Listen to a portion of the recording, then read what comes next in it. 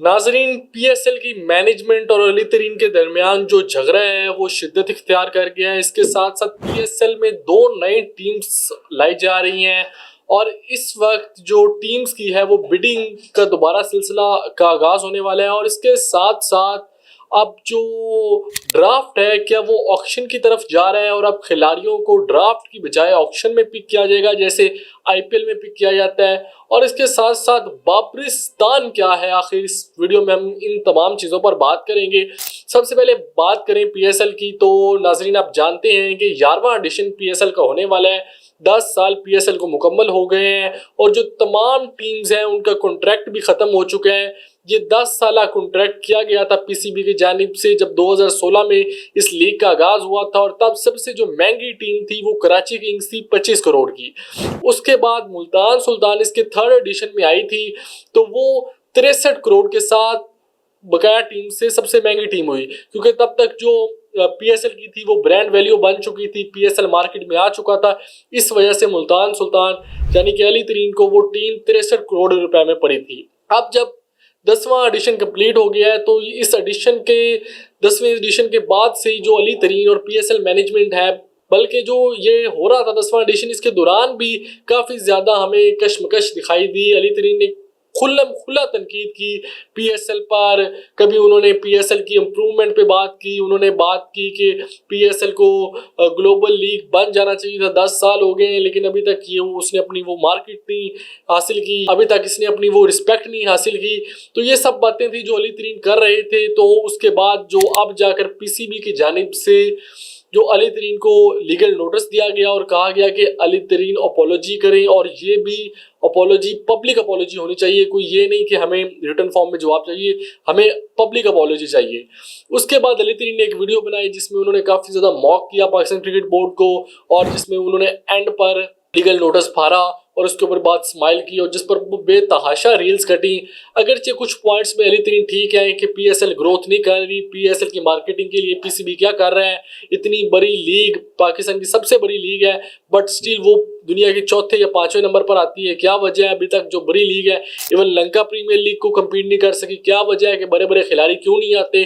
क्यों Australians, New Zealand, south African, England current cricketers नहीं आते और जो एक्स क्रिकेटर्स हैं उनको आप बुलाए रखते हैं, जिसकी वजह से आपकी लीग की जो रेपो है वो डैमेज होती है। लेकिन इस सब के बावजूद ये तनकीद जायज़ है, ये हर क्रिकेट फैन भी कर रहा है। लेकिन जो अली तरीन साहब ने स्टेप किया, जो नोटिस को फाड़ा, वो इंतहाई बचपना और इंतहाई वो नहीं कहते कि इमैच्योर किस्म का स्टेप था, क्योंकि आप एक टीम के ऑनर हैं और इससे आपका जो इमेज है, आपकी कंट्री का इमेज है, उसको कितना ज़्यादा नुकसान पहुंच सकता है।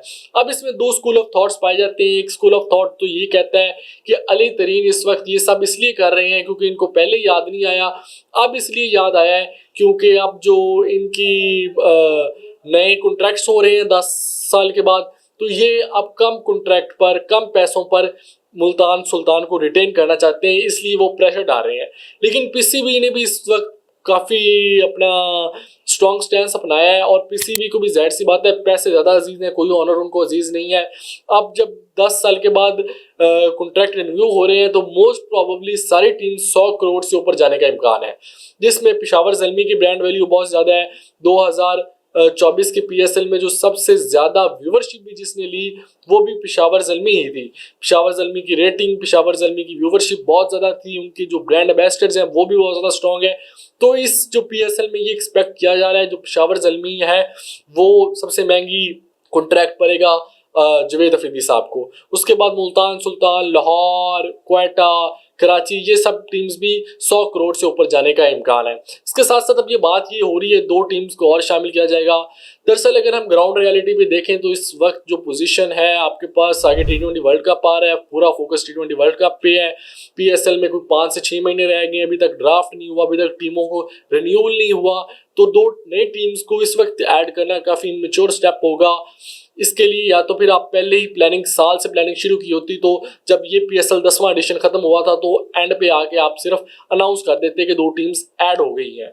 तो इसमें नाम भी कुछ है, इनवर्क्स सोलर खरीदना भी चाहता है, और भी 2-3 बड़े बड़े बिजनेस ग्रुप्स और बिजनेस टाइकॉन्स के नेम आए कि वो इंटरेस्टेड है। ऑब्वियस पाकिस्तान की सबसे बड़ी लीग है, कोई भी इंटरेस्टेड होगा, बहुत ज़्यादा उम्मीदवार होंगे टीम्स को खरीदने के लिए। तो नाजरीन, इसके साथ साथ जो बाबरिस्तान का हमने वीडियो में जिक्र किया, बाबरिस्तान एक फैन जोन बनाया जा रहा है बाबर आजम के लिए, बाबर आजम के नाम से, और ये बनाया जा रहा है सिडनी में। आप जैसे कि जानते हैं कि ड्राफ्ट में जो सिडनी सिक्सर्स हैं उसने BBL के लिए बाबर आजम को साइन किया हुआ है, और बाबर आजम को जब साइन किया था तभी बाबर आजम की बहुत ज़्यादा हाइप बनाई गई थी। अब तो सिडनी सिक्सर्स ने ये ऐलान भी किया है कि एक स्पेशल फैन जोन पार्क बनाया जाएगा जिसमें बाबर आजम के फैंस बैठकर मैच देख सकेंगे। और ये जो पार्क है ये सिडनी में बनाया जाएगा, जिसको बाबरिस्तान का नाम दिया गया। ये बहुत बड़ी achievement as a Pakistani proud movement है कि जो रिस्पेक्ट इंडियन प्लेयर्स को मिलती है ऑस्ट्रेलिया जाकर, विराट कोहली, रोहित शर्मा को, बाबर आजम को भी वो रिस्पेक्ट मिलना शुरू हो गया है। इसके साथ साथ पाकिस्तान और साउथ अफ्रीका की T20 सीरीज का आगाज होने जा रहा है, और इसका जो पहला मैच है वो कल खेला जाएगा। माइक हसन ने प्रेस कॉन्फ्रेंस की जिसमें उन्होंने बाबर आजम की पोजीशन के मुतालिक से बात की, मोहम्मद हारिस पे बात की, फ़खर जमान पे बात की। उनका यही कहना था कि ये जो सीरीज़ है और आगे जो ट्राई नेशन सीरीज़ है हमारी T20 की, इसके एंड तक हम अपनी जो प्लेइंग 11 है वो डिसाइड करने में कामयाब हो जाएंगे, क्या हमारा स्क्वाड होगा T20 वर्ल्ड कप के लिए। उन्होंने मोहम्मद हारिस पर कहा कि उनको अपनी डिसीजन मेकिंग बैटिंग में है उसको लाना पड़ेगा, और उनकी एवरेज 17 की है, डोमेस्टिक में भी इतने की है, इंटरनेशनल क्रिकेट में भी इतने की है। उनको रियलाइजेशन भी है कि वो अप टू मार्क नहीं रहे और परफॉर्म नहीं कर पाए। बाबर आजम के हवाले से उन्होंने कहा कि उन्होंने बाबर आजम को फ़खर जमान से जोड़ा कि फ़खर जमान वनडे क्रिकेट पे फोकस करना चाह रहे हैं, तो उन्होंने T20 से रेस्ट किया, तो हमारे पास एक स्लॉट क्रिएट हुई, तो हम बाबर आजम को टीम में लेकर आए हैं।